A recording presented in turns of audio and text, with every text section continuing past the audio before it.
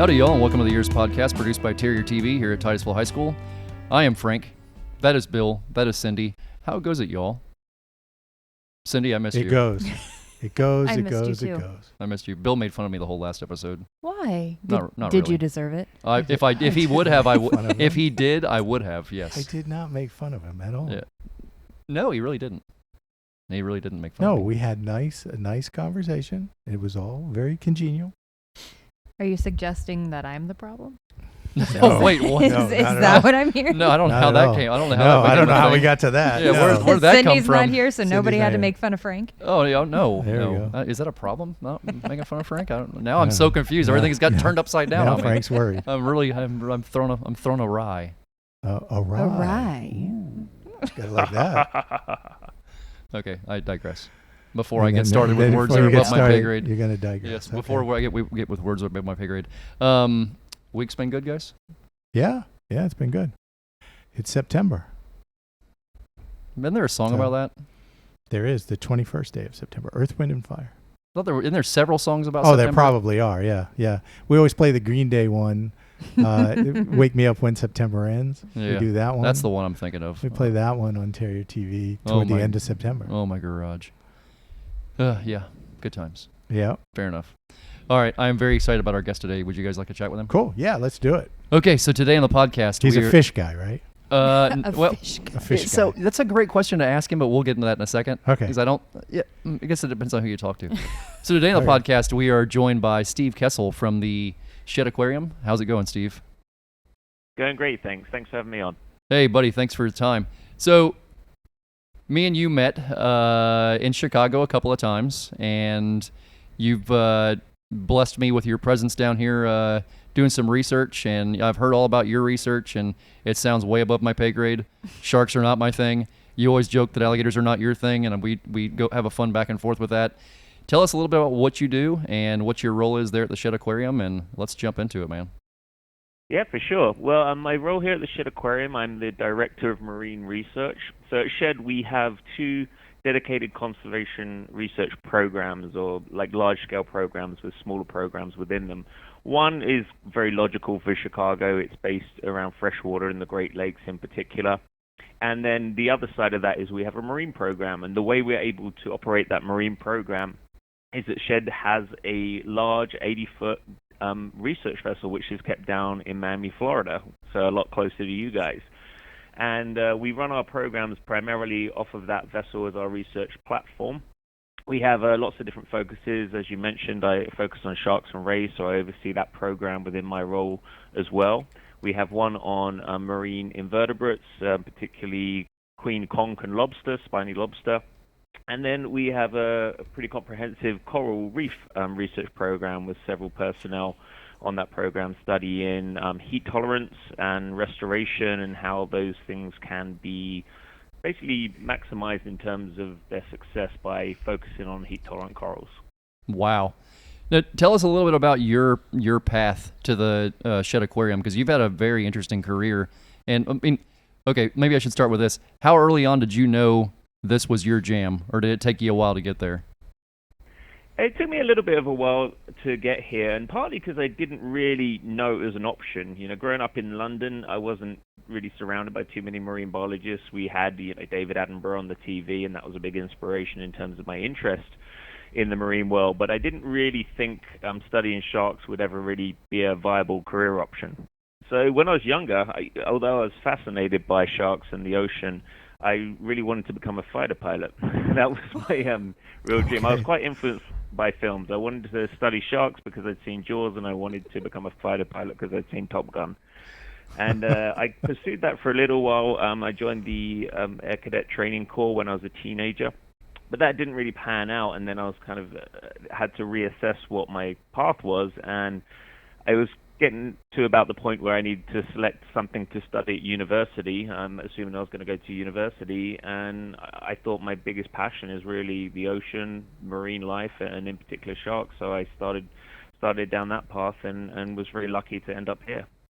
That's incredible. That's a very unique path, without a doubt. Wow. So where did you go to school?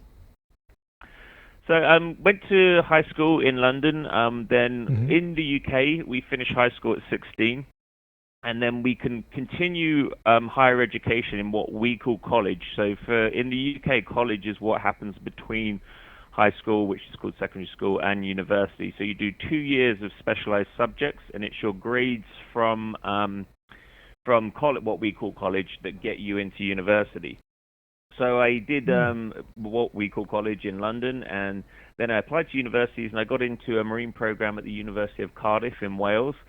But I did what a lot of British people do, and I deferred a year, and we took what we call a gap year. And during that year, I went to Australia and traveled around Australia, and which was the first place I got to see a shark in the wild, which was a really great experience. Wow. What was that first experience like with a shark? Was it like just radiating energy, or what? It had to be like super vibrations coming off of that thing. Yeah, it was. I was on the Barrier Reef. I was 18 or 19 years old. I can't remember exactly. And we'd gone out to the outer reef. So if you've been to the Great Barrier Reef, in my mind before getting there, I assumed it was just right off the shore and you can step off the beach and go snorkel along the corals. But that's not really the case. It's called a Barrier Reef because it's further out. And we had to get a fast boat out to the reef. It took about an hour and a half, so it's pretty far out there. And then they have these pontoons set up, and you can snorkel and dive. And at the time, I wasn't qualified to scuba dive, so I was just snorkeling. And they give you the safety briefing, and I wasn't a very good student, and I decided to go off on my own, which was the first rule: is always stay with the group, stay near other people. But I thought I was too good for that, so I decided to swim off on my own. Swam quite far away from everyone else, and was checking out the reefs, checking out the coral, the fish, the lobsters. It was incredible. And then all of a sudden, it was about maybe a 5-foot white-tip reef shark swam very close to me, up in the water column. And it was really a mix of excitement and apprehension, I think, my experience, because I know that because I suddenly became a good student and went and found a group of people because although I was amazed I'd seen this shark and kind of wanted to follow it around for a while, I also felt safety in numbers, so I found my way back to the group. But it was, I'll never forget the experience. So how did you find your way to the world of research? How did that path come about? When I went to university, I didn't know exactly what I wanted to do. Knew I really would like to do something with sharks, didn't know how feasible that was. So I took a quite broad marine course. It was actually marine geography, not marine biology. And what marine geography is it includes marine biology, but also includes many other elements of the ocean environment, things like the human aspects like fishing, hydrographic surveying, shipping, conservation, even things like oil exploration and geology. And within that, I've definitely found that the biology was what I was most interested in and probably best at. And I was pretty lucky at my undergrad in the school offered, undergrad in the UK is typically only 3 years, but this program offered what they called a year in industry. So you did 2 years of classes, and then you had the opportunity to take a year off basically from studying and go work in the field somewhere to try and see what you liked. And it was very broad as long as it was related to the marine environment. So I applied to lots of different places, all shark related, and I was extremely fortunate to be accepted into an internship at the Bimini Biological Field Station, or Shark Lab as it's otherwise known, which was run by the very famous and renowned shark biologist Dr. Samuel Gruber. And it was that experience that really, I saw people who had dedicated their life to shark research, and I started to understand what was required and if it was something I could do and would want to do, and the answer to all of it was absolutely yes. And then that began my path to becoming a shark biologist myself. Now, I talk about it quite a bit with my interns. A good internship should let you meet people and open doors where you can have opportunities to really step your foot in the door kind of anywhere. Is that how you got your foothold toward the Shed Aquarium, or was that later on?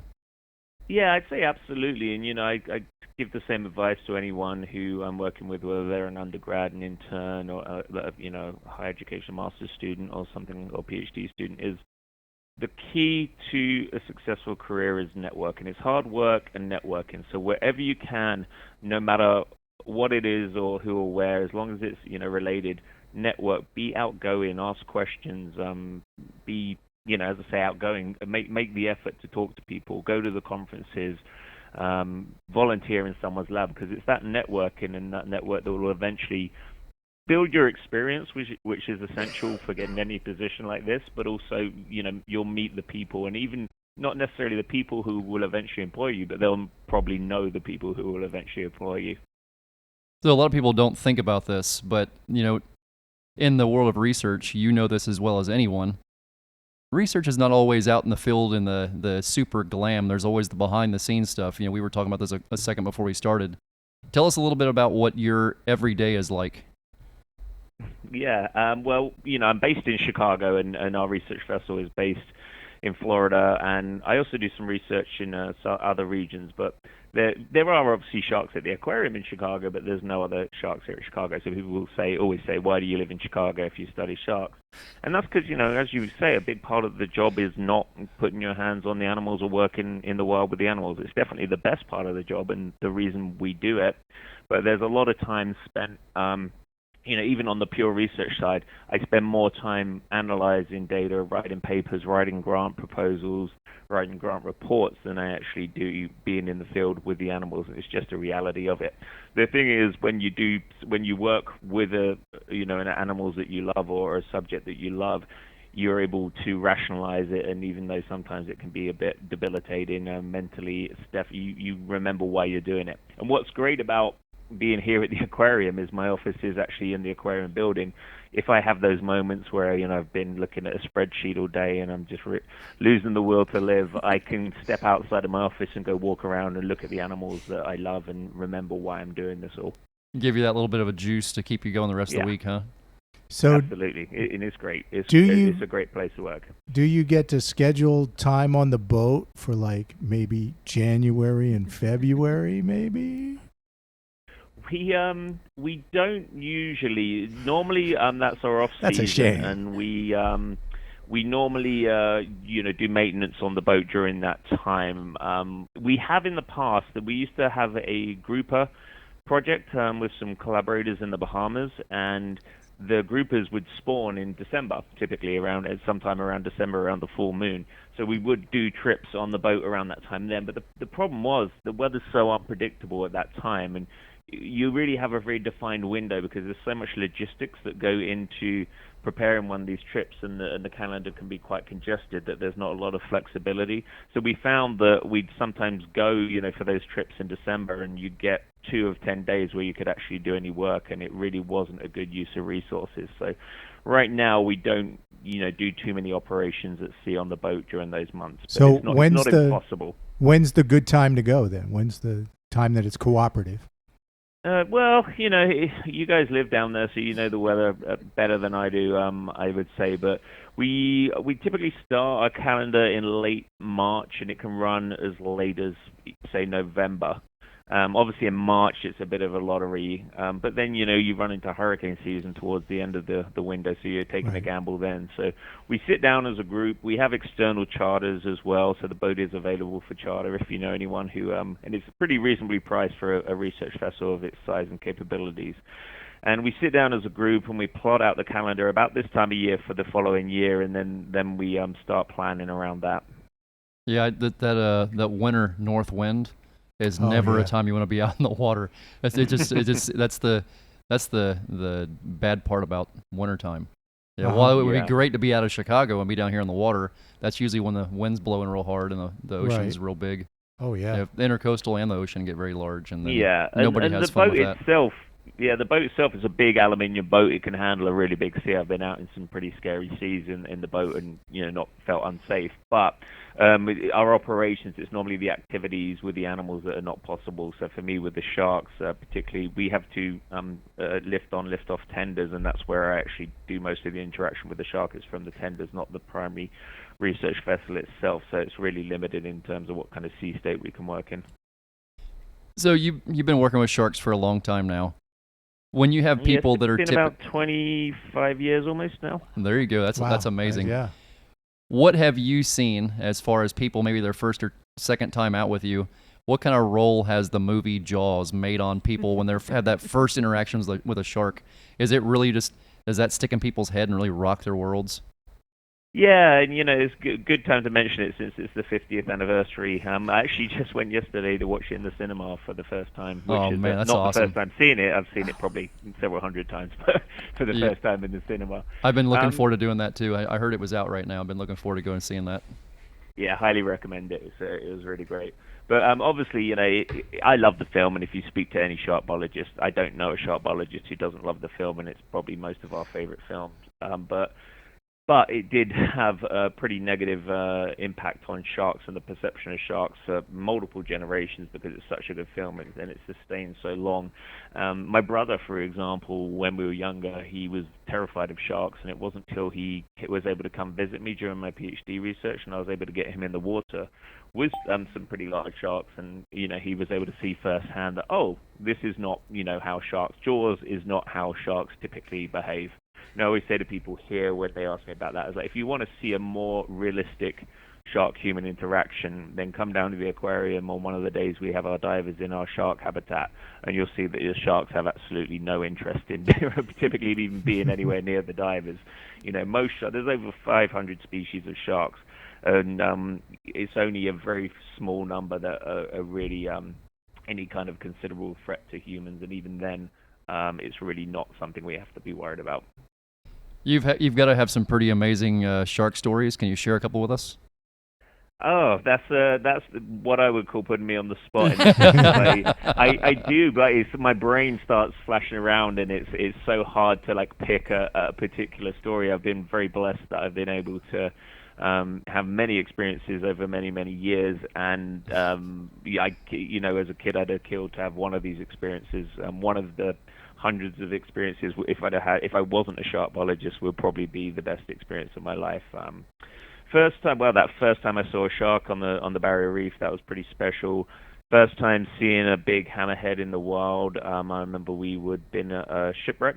It was a day off when I was doing my PhD at the Shark Lab in Bimini there in the Bahamas.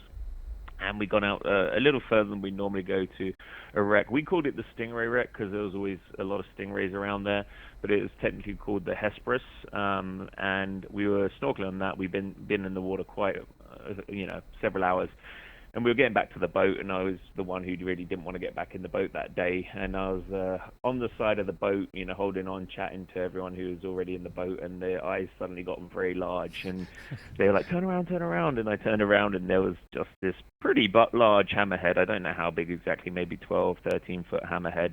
And it came straight up to me again, which was tested my resolve and my nerve as someone who claims to love sharks and does love sharks. But what I learned in that moment and have found since then is hammerheads as a species are very curious. They're very big, but they're not really of any considerable threat to humans. And he just wanted to check me out and see what I was. And we were able to swim with that shark for a good 40 minutes, which extended our day on the water, but was, a really amazing experience, and that's the one that came to mind just then. That's really neat. We have a lot of a lot of families that listen to this podcast. If there's a student out there somewhere, which I hear this quite often, that want to get into the marine biology world, maybe want to work with sharks or something in the marine world, what would be your suggestions on a path to take, people to look out for, internships to look for? What would you suggest? Yeah, it's not going to come with any surprises. It's typical is you've got to work hard in school. It's very competitive.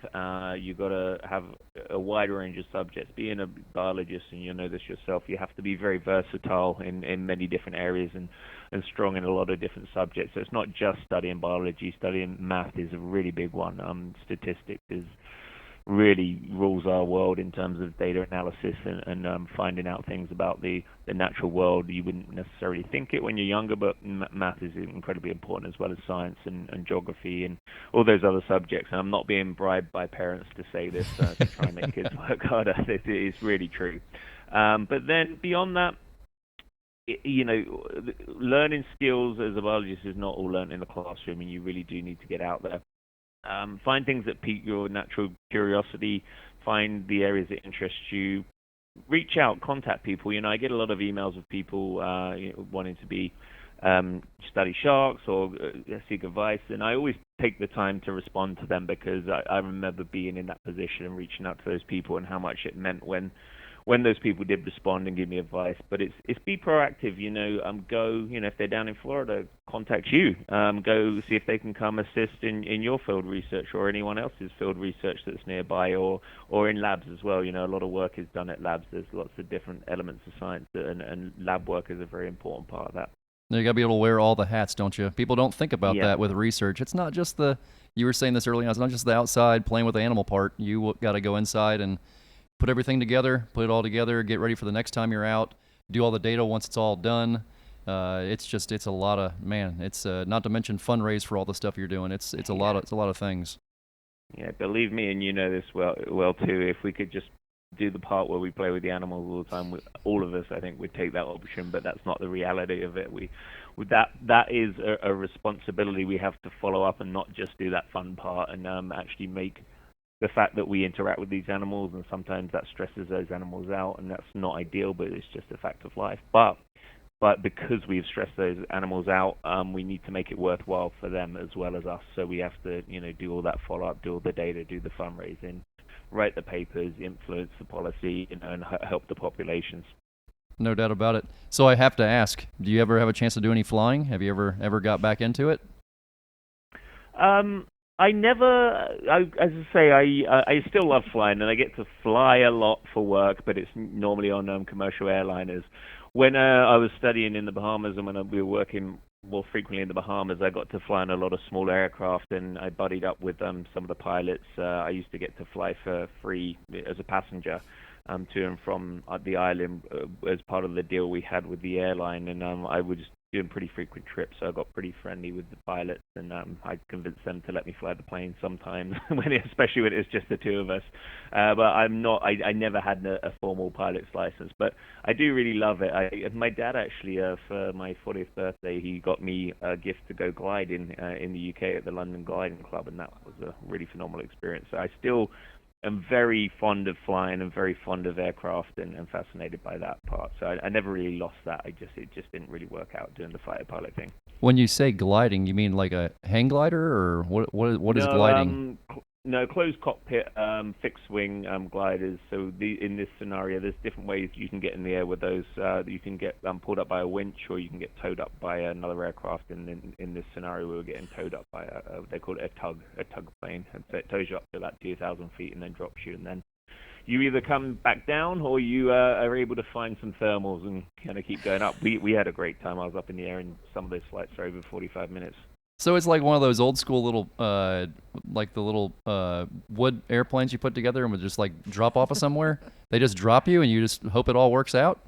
You've never seen these? No, I've never I wasn't seen on my these. own. Yeah, I was with the pilot, so an instructor. So, again, I was lucky enough to get able to pilot the glider for a while. But I absolutely it's that kind of glider where the wing kind of drags the ground when you land, right? I mean, yeah, eventually, yeah. They only have the central wheels, yeah. So you kind of have, once you lose your momentum, one of the wings touch. So they have really long, thin wings. They're typically white. They're very cool. Oh yeah, especially if you get like you said, if you get the thermals, you're floating for a long time. The sharks and the alligator stuff sounds very normal to me. That sounds like the most bizarre thing I've ever heard of in my entire life. Getting dropped from 2,000 feet up, just getting dropped, and just hoping the thing flies. They're like pulling you like a kite. The plane is pulling you. There's a plane pulling you? Yeah, that doesn't make it okay. That doesn't make it better. Initially, to get you up to 2,000 feet, and then they release the rope, and you're on your own. And you're at 2,000 feet, and you fly, and you find thermals, and you can go up. So Steve can probably speak to what I speak to on this. When I'm working with animals, I always have a what if. And in one of those things, do you have a what if? Do you have a what if plan? It's a glider. Worst comes to worst, you glide to the ground. I'm pretty sure worst is worse. The worst could be worse than that. Let him tell you. Yeah. Well, no, I was chatting to the pilots because there was a whole group. I was with an instructor, and we were just staying around the airfield, in relatively close proximity to the airfield. But there was a whole group of people, dentists, doctors, who do this for, a hobby, and they were getting towed up, and I asked them where they were going, and they were heading up to, this won't probably mean anything to you, but they were heading up to Norwich, which was, hundreds of miles away. And I was like, are you going to get there and back, And they're like, oh, yeah, on a good day we can go up to Newcastle, which is, several, about 400 or 500 miles away from where we were. and they can do that and get back. And they all got towed up, and about half of them came back. And I said, where are the rest of them? And they're like, they didn't make it. They had to land in a farmer's field. So what they do, they all keep a bottle of quite expensive wine in the cockpit, because if they land in the farmer's field, and normally they'll damage some of the crops, that's I'm sorry I landed in your field, here's a nice bottle of wine, and then they have to call up their buddy to bring the trailer and pick them up. This is the most maddening idea I've ever heard of in my life, but I somehow I love it, but this is flat out mad. Yeah. You didn't expect to be talking about this today, did you? No, that's always what's so fun about these conversations. A lot of times they jump to a place you're never expecting sometimes, and I had no idea you did that, Steve. I had no idea. Yeah, well, I've done it a couple of times. If I lived back in the UK, I think I would attempt to get my license, but that gliding typically works better where it's hilly, and it's pretty flat out here in Chicago. I think there might be a few gliding clubs out in the suburbs somewhere, but it's not really something I'm able to do here. But yeah, if I ever have to go back to the UK, I might take that up. Yeah, that sounds pretty dang cool. Well, Steve, thank you so much for taking the time to chat with us today. Tell us about all the stuff you're up to, and man, I hope we get to chat with you again sometime and dig a little bit more into the research you currently have going on. Absolutely, and hey, I just want to say thank you again for accommodating me, Todd, and Virginia when we were down in Florida. You took us out tagging alligators, and that's really, one of the coolest things I've done in a very, very long time. And what I really loved about it is seeing you work with the animals and how you do it so safely, and it reminded me a lot. I think there was a lot of similarities between how you work with those animals and how we work with the bigger sharks that we work with here, and I thought that was really cool. Well, I thank the world of you, buddy. You're welcome anytime. Really appreciate it. Thanks very much. All right, catch up with you soon, Steve. We'll see you, bub. Take care, guys. All right, bye.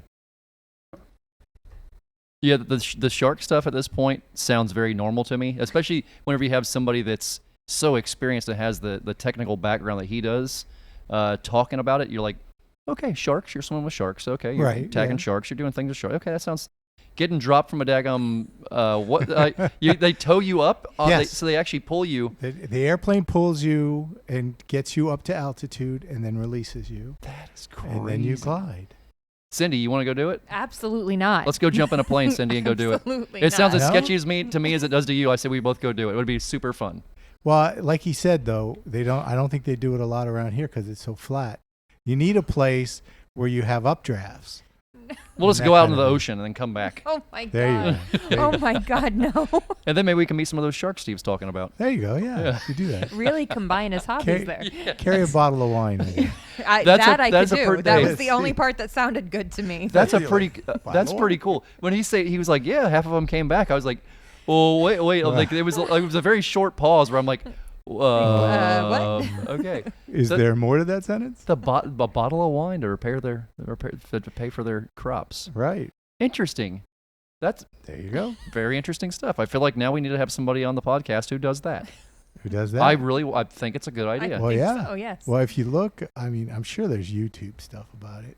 I'm sure I've seen it on the internet before. I've seen people doing it. It's really cool. That sounds pretty cool. Yeah, no doubt about it. There was a group on YouTube recently that was they go to old railroad tracks and they put up these little contraptions and they run around the railroad tracks. Have you seen this? Right. Yes. Yeah, I have. That's pretty cool too. That's Yep. pretty awesome as well. But again, I digress. Do you do some stuff like out west? Oh yeah. You know where they have some really like scary trestles and stuff that they go over. It's crazier than getting dropped from a plane. I think so. 2,000 feet up. Well, you don't weigh. You got this little cart thing, and so you don't weigh very much. And as long as I mean, what happens if you hit turbulence in the plane? You know what I mean? that thing? Well, it's so light. Do you It's go so from light. being up to being down like That's very what fast? you want. No, you want turbulence because that's what lifts you. Turbulence is lift? It's lift. Yeah, that's the problem. It lifts you and then it releases you. So, I mean, I know nobody's ever crashed because of turbulence, but I didn't know turbulence was lift. Yeah, it's caused by My mind is boggled on so many uplifting levels. wind. Went from sharks to dagnabbit, Steve. Yep. All right, guys. I guess let's wrap this up. Okay. All right, y'all. Thank you for tuning in to the EEARSS podcast produced by Terrier TV here at Titusville High School.